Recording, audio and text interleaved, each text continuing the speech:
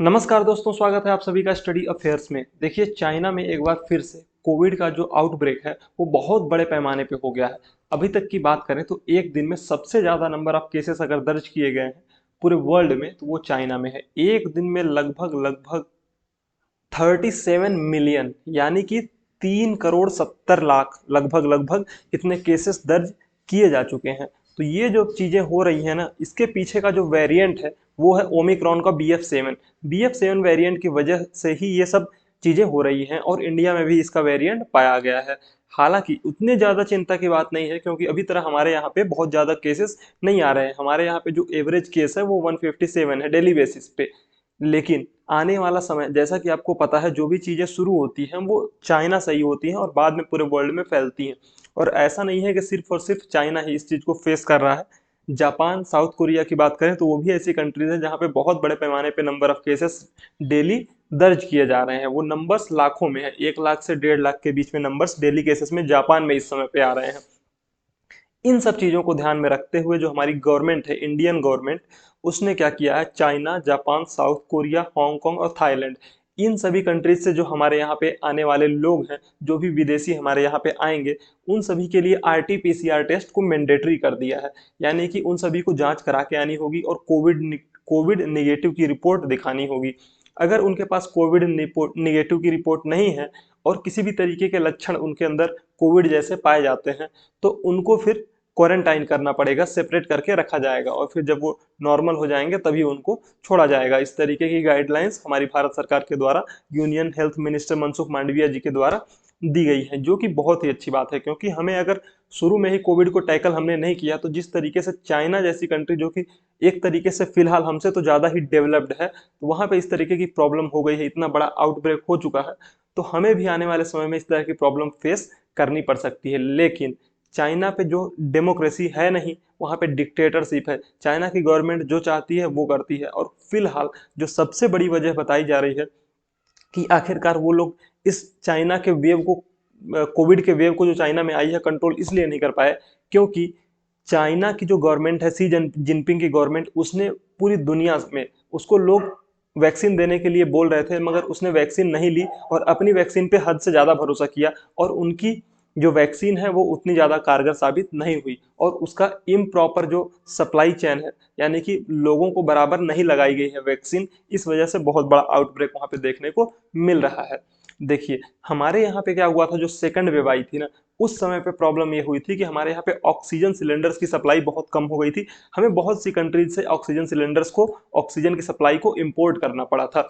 इस चीज को ध्यान में रखते हुए हमारी जो गवर्नमेंट है उसने कहा है कि सभी जितने भी राज्य हैं वो सभी पहले से ही ऑक्सीजन के, हालांकि हमारे यहाँ पे केसेस बहुत कम है, लेकिन चूंकि केसेस बढ़ेंगे ये कन्फर्म है आने वाले समय में, जैसे चाइना से वेरिएंट निकल के हमारे यहाँ पे आ चुका है, या फिर आने वाले समय में लोग, क्योंकि हमने विदेशी पर्यटकों को आना बंद नहीं किया है, हमारे बॉर्डर्स अभी सील नहीं हुए हैं, हमारी जो एयरलाइंस हैं वो अभी बंद नहीं हुई है, रेलवेज बंद नहीं हुआ है, तो लोग आ रहे हैं डिफरेंट कंट्रीज से।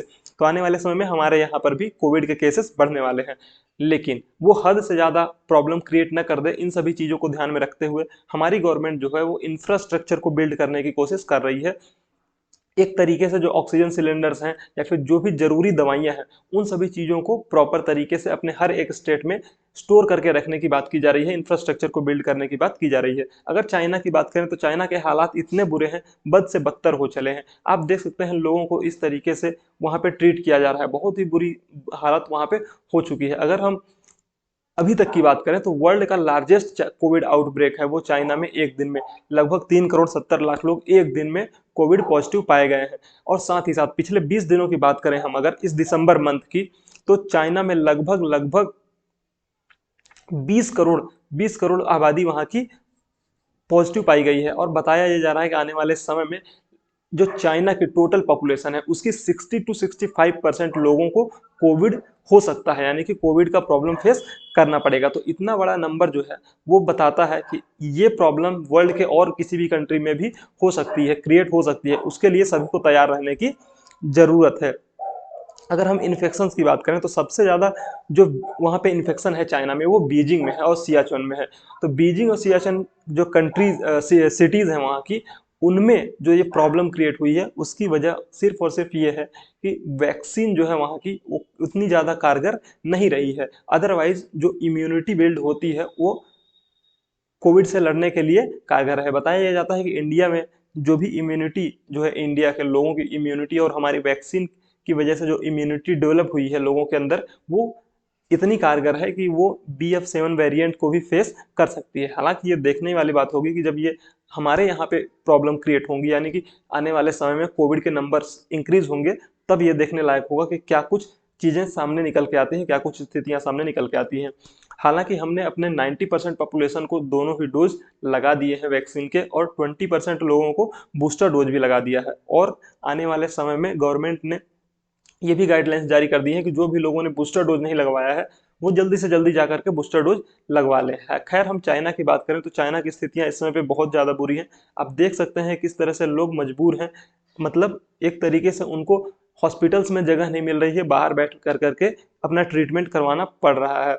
जिस तरीके के वहाँ पे से आपको पता है कि मीडिया रिपोर्ट्स बहुत ज़्यादा निकल के आती नहीं है चाइना से, तो जिस भी सोर्सेज से जानकारी निकल के आती है सोशल मीडिया के थ्रू, तो वहाँ पे ये पता चल रहा है कि इस समय पे वहाँ पे बिल्कुल भी लोग अवेलेबल नहीं है जो कि डिलीवरी बॉय या फिर डिलीवरी प्रोवाइड कर सके किसी भी चीज़ की, चाहे वो दवाइयाँ हो या फिर अन्य कोई ज़रूरत की चीज़ हो। तो डिलीवरी बॉयज़ की भी कमी वहाँ पे फेस करनी पड़ रही है। सड़कें सुनी हो गई हैं क्योंकि लोग निकल नहीं रहे हैं या फिर कहीं आना जाना हो नहीं रहा है। चीन के हम अगर इन्फेक्शन की बात करें तो सबसे ज़्यादा इन्फेक्शन बीजिंग में है, जो कि लगभग लगभग 70% है, और संघाई में 51% है। वहाँ का जो गुआंगडू शहर है वहाँ पे 28%, जियांगसू शहर में 43.7% और जेजियांग में 31.4%। ये इन्फेक्शन का रेट है डिफरेंट सिटीज़ के अकॉर्डिंग चाइना के अंदर में। और वहीं पे अगर हम मरीजों के लक्षणों की बात करें तो वहाँ पे 1.53% जीरो सिम्टम्स वाले हैं। जो सबसे ज़्यादा माइल्ड सिम्टम्स वाले लोग हैं वो 64.4% है। वहीं पे सीवियर सिम्टम्स वाले 16.4% एंड 17.6% लाइट सिम्टम्स वाले। ये हैं वो आंकड़े जो चाइना से निकल के आए हैं। हालांकि इसमें कितनी सच्चाई है, ये आंकड़े कितने सही हैं, ये कहना बहुत ही मतलब उतना अप्रोप्रिएट नहीं होगा, क्योंकि जो भी आंकड़े चाइना से निकल के आते हैं उनमें सच्चाई होना बहुत ही बड़ी बात है, क्योंकि वहाँ के आंकड़े गवर्नमेंट के द्वारा कंट्रोल्ड होते हैं और गवर्नमेंट उसमें बहुत ही फिल्टर लगा करके तब फिर आंकड़े जारी करती है। WHO भी बार बार उनसे कहता आया है कि जो भी आंकड़े हैं आपके पास, जैसा आपने 2019 में किया था, आंकड़े हमसे साझा नहीं किए इसलिए पूरे वर्ल्ड को प्रॉब्लम फेस करनी पड़ी। इस बार ऐसा मत कीजिए, चाइना वालों प्लीज सुधर जाओ, ऐसा मत करो, नहीं तो फिर से एक बार पूरे वर्ल्ड को प्रॉब्लम फेस करनी पड़ेगी। WHO का ये कहना है कि जल्दी से जल्दी आपके पास जो भी डेटा अवेलेबल है, जो भी प्रॉब्लम क्रिएट हुई है आपके पास, उसको खुल करके बताइए ताकि हम पूरी दुनिया के साथ उसको साझा कर सकें और आने वाले जो समय है वहाँ पे लोगों को इतनी बड़ी प्रॉब्लम फेस न करनी पड़े। एक चीज़ और देखी जा रही है, चाइना के लोग जो लेमन्स है यानी कि नींबू को भी स्टोर करने की कोशिश कर रहे हैं ताकि वो किसी भी तरीके से अपनी इम्यूनिटीज़ को बिल्ड कर सकें। वो अब दवाइयों के साथ साथ जो देसी उपचार है उसको भी करने की कोशिश कर रहे हैं, चाहे वो लेमन्स के थ्रू हो या फिर अन्य किसी मीन्स से वो चीज़ों को उपयोग में ला करके अपनी इम्यूनिटी को बूस्ट करने का काम उनके द्वारा किया जा रहा है। ये चाइना की रिसर्च से निकल के आया है। साथ ही साथ जो उससे ताइवान जो है चाइना से लगी हुई कंट्री जिस पे अपना कंट्रोल भी बताता है चाइना, तो ताइवान ने ये प्लान किया है कि आने वाले समय में जो उनके यहाँ पे मेडिसिन है पेनाडोल, उसको सेल को वो मतलब रिस्ट्रिक्ट करने वाले हैं, एक तरीके से बंद करने वाले हैं, ताकि लोग उसकी जो बल्क में बाइंग है वो न कर सके या फिर उसका स्टॉक अपने पास होल्ड न कर सके। देखने वाली चीज़ ये है कि चाइना जो है वो मतलब बहुत से लोग जो हैं वो ताइवान से बल्क में पेनाडोल नाम की दवाई को क्या कर रहे हैं, इम्पोर्ट कर रहे हैं, और ताइवान के लोग इसको एक्सपोर्ट कर रहे हैं बल्क में। तो इस चीज़ को कंट्रोल करने के लिए ताइवान की गवर्नमेंट ने इसको रिस्ट्रिक्ट कर दिया है, यानी कि एक तरीके से उसकी सेल को, पेनाडोल की सेल को रोक दिया है, ताकि आने वाले समय में कोई भी इसका इनअप्रोप्रिएट तरीके से यूज ना हो सके या फिर एक तरीके से स्मगलिंग कहा जा सकता है जिसे, वो न हो सके। और अगर हम बात करें इंडिया की, तो इंडिया अपनी जो दवाइयाँ हैं वो भले ही चाइना हमारा दुश्मन है, हमारे साथ LAC पर बहुत बड़ी उसकी प्रॉब्लम चल रही है, यानी कि बहुत बड़ी प्रॉब्लम वो हर आने वाले कुछ महीनों में क्रिएट करता रहता है। चाइना कभी सुधर नहीं सकता, लेकिन इंडिया जो वसुधैव कुटुंबकम की नीति अपना के चलता है उसको अभी भी वो अपना रहा है।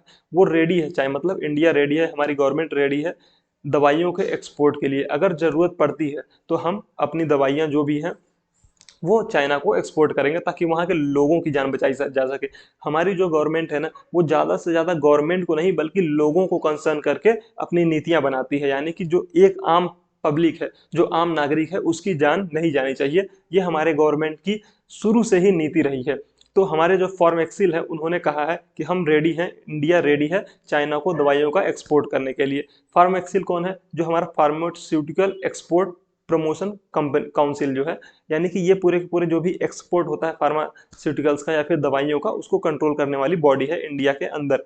ये गवर्नमेंट ऑफ इंडिया के द्वारा ऑथराइज्ड एजेंसी है। अगर हम अपने एक्सपोर्ट की बात करें, दवाइयों के एक्सपोर्ट की बात करें, तो हमारे दवाइयों के एक्सपोर्ट में पिछले 10 सालों में 146% का इंक्रीमेंट हुआ है, यानी कि बढ़ोतरी देखी गई है, जो कि हमारे लिए बहुत ही अच्छी बात है। हमारी कंट्री जिस तरीके से फार्मास्यूटिकल्स को एक्सपोर्ट कर रही है, या फिर एक तरीके से ये कहें कि इंडिया जो है वो फार्मा हब बनते जा रहा है, फार्मा हब बनते जा रहा है। पूरी दुनिया में दवाइयों की सप्लाई इंडिया बहुत ही तेजी से कर रहा है। और यही वजह रही है कि जब हमको सेकंड वेव के टाइम पे ऑक्सीजन की कमी पड़ी थी, पूरी दुनिया ने हमारा सपोर्ट किया था और बहुत ही ज़्यादा ऑक्सीजन पूरी दुनिया से हमने इंपोर्ट भी किया था। तो और हमारे एक बार के कहने पे, मोदी जी के एक बार कहने पे, पूरी दुनिया ने ऑक्सीजन की सप्लाई हमें की थी। तो हम आने वाले समय में भी दवाइयों का इस तरह से एक्सपोर्ट करते रहेंगे, चाहे वो चाइना को हो या फिर जापान को हो, जिस भी कंट्री को जरूरत होगी तो हम अपने फार्मास्यूटिकल गुड्स का, दवाइयों का एक्सपोर्ट करते रहेंगे। ये जो BF7 वेरिएंट है ना, इसने बहुत ज़्यादा प्रॉब्लम क्रिएट कर दी है पूरे वर्ल्ड में। इसी को ध्यान में रखते हुए हमारा इंडिया की जो गवर्नमेंट है उसने एक मॉक ड्रिल को, या फिर कोविड इमरजेंसी रिस्पांस जिसे कहा जाता है, उस चीज को हॉस्पिटल्स को ऑर्गेनाइज करने के लिए कहा है कि आप अपने जो भी मतलब आपका इंफ्रास्ट्रक्चर है उसको एक बार टेस्ट कर लीजिए, उसको एक बार चेक कर लीजिए कि क्या सब कुछ सही चल रहा है या नहीं। अगर कोई भी इमरजेंसी क्रिएट होती है तो आपका रिस्पॉन्स कैसा होगा, उन सभी चीज़ों को पहले से ही तैयारी कर लेनी है हमें, ताकि आने वाले समय में किसी भी तरीके की दिक्कत ना हो। और जो हम पहले फॉर्मूला अपनाते आए हैं टेस्टिंग का, ट्रैकिंग का और ट्रीटिंग का, साथ में एक चीज और जुड़ गई है इसमें, वैक्सीनेशन का। तो मतलब हमारे जो मनसुख मांडविया जी हैं हेल्थ मिनिस्टर, उन्होंने कहा है कि टेस्ट, ट्रैक, ट्रीट और वैक्सीनेट, यानी कि पहले टेस्ट करो, उनको ट्रैक करो, ट्रीटमेंट करो और वैक्सीनेट भी करो। वैक्सीनेशन ही वो चीज है जो हमें बचा सकती है, यानी कि ज्यादा से ज्यादा अगर कोविड से लड़ने में कोई कारगर है तो वो है वैक्सीन।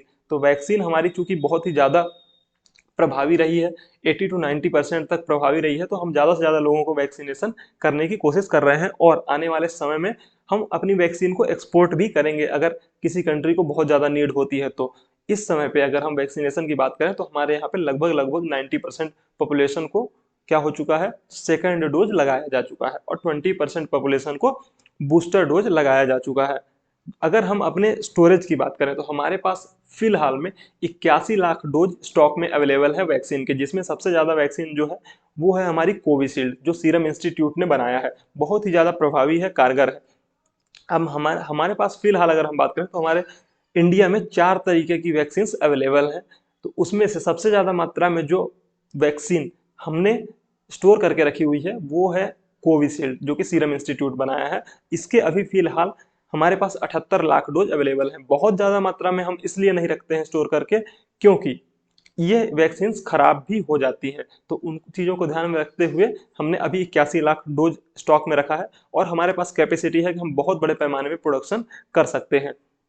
तो आने वाले समय में अगर किसी भी कंट्री को ज़रूरत होगी तो वो सीरम इंस्टीट्यूट क्या करेगा, आगे उसको एक्सपोर्ट करेगा। साथ ही साथ जो हमारा सेंटर है, यानी कि मोदी गवर्नमेंट है, उसने उन्होंने फ्रेश गाइडलाइंस जारी कर दी हैं कि मास्क वगैरह पब्लिक प्लेसेस में सभी को लगा के घूमना है। जो सबसे बड़ी चर्चा है, जो लोगों के बीच में उठ के आ रही है कि क्या फिर से लॉकडाउन लगेगा, क्या फिर से लॉकडाउन लगेगा। अगर लोग सतर्क नहीं होते हैं, अगर लोग उस तरीके के चीज़ों का पालन नहीं करते हैं जिस तरीके के गवर्नमेंट्स के द्वारा गाइडलाइंस जारी की जा रही हैं, तो जी हाँ, लॉकडाउन फिर से लग सकता है। मतलब उस तरीके का लॉकडाउन नहीं लगेगा जिस तरीके से पहली बार लॉकडाउन लगा था, लेकिन रिस्ट्रिक्शंस लग सकते हैं। आपको बहुत सी चीज जगहों पर आने जाने में, शादी विवाह में या फिर पार्टीज ऑर्गेनाइज करने में पाबंदियां देखनी पड़ सकती हैं। तो हमारे लिए सबसे बड़ी बात यह है कि हमें सतर्क रहना है, हमें चीज़ों को सावधानी से लेना है। और सबसे बड़ा चीज़ है, क्या कहते हैं, precaution is better than cure. तो हमें ध्यान देना है कि हम पब्लिक प्लेस में जब भी निकलें मास्क वगैरह लगा के निकलें। अगर हमें वैक्सीन नहीं लगी है तो हमें वैक्सीन के दोनों डोज ले लेने हैं, और अगर हमारा टाइम हो गया है तो हमें बूस्टर डोज भी लगवा लेना है, क्योंकि सबसे ज़्यादा कारगर जो चीज़ रही है अभी तक कोविड से लड़ने में वो वैक्सीन ही रही है। Thank you so much. अगर आपको वैक्सीन नहीं लगी है तो जल्दी से जल्दी लगवाइए, और इस चैनल को सब्सक्राइब कर दीजिए, इस वीडियो को शेयर करिए। Thank you so much.